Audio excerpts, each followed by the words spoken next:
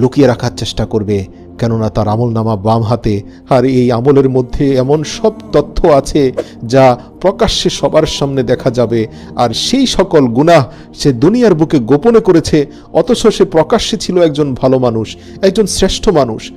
তাকে সবাই জানতো বড় আলেমে দ্বীন হিসাবে, তাকে সবাই জানতো সমাজের শ্রেষ্ঠ একজন সম্মানিত মানুষ হিসাবে, অথচ গোপনে অন্তরালে পর্দার আড়ালে সে যে এত পাপ করেছে আজ বাম হাতের আমলনামা সব বলে দিচ্ছে।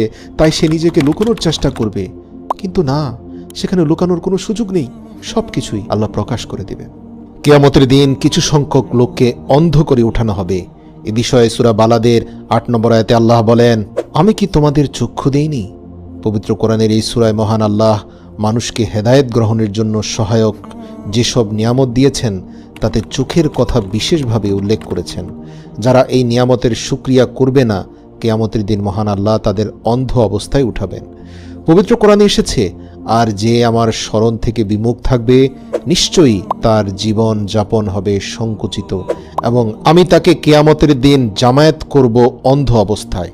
সে বলবে, হে আমার রব, কেন আপনি আমাকে অন্ধ অবস্থায় উঠালেন, অথচ আমি তো ছিলাম দৃষ্টিশক্তি সম্পন্ন? আল্লাহ বলবেন, এভাবেই আমার নির্দেশনা বলি তোমার কাছে এসেছিল, কিন্তু তুমি তা ছেড়ে দিয়েছিলে, এবং সেভাবে আজ আমিও তোমাকে জাহান্নামে ছেড়ে দেব। সূরা তাহা আয়াত নম্বর ১২৪ থেকে ২৬। অন্য আয়াতে এসেছে, আল্লাহ যাকে হেদায়েত দান করেন সেই হেদায়েত প্রাপ্ত হয়, এবং যাকে তিনি পথহারা করেন তার কোনো অভিভাবক তুমি খুঁজে পাবে না। আর আমি আল্লাহ কিয়ামতের দিন তাদের একত্র করব, উপর করে অন্ধ, মুখ ও বধির অবস্থায় তাদেরকে আমি নিক্ষেপ করব। তাদের আশ্রয়স্থল হবে জাহান্নাম। যখনই তা নিস্তেজ হবে তখনই আমি তাদের জন্য আগুনকে বাড়িয়ে দেব। সূরা বনী ইসরাইল আয়াত নম্বর ৯৭। অর্থাৎ দুনিয়ায় তারা যে অবস্থায় ছিল, সত্যকে দেখতে পেত না, সত্য কথা শুনতে পেত না, এবং সত্য কথা বলতো না, ঠিক তেমনই কিয়ামতের দিন তাদের উঠানো হবে।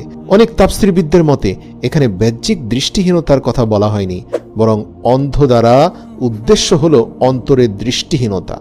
কারণ পবিত্র কোরআনের এক আয়াতে উল্লেখিত রয়েছে, তারা কি দেশ ভ্রমণ করেনি? তাহলে তারা জ্ঞান বুদ্ধি সম্পন্ন হৃদয় ও শ্রুতিশক্তি সম্পন্ন শ্রবণের অধিকারী হতে পারত। বস্তুত চোখ তো অন্ধ নয়, বরং অন্ধ হচ্ছে বুকের মধ্যে অবস্থিত হৃদয়।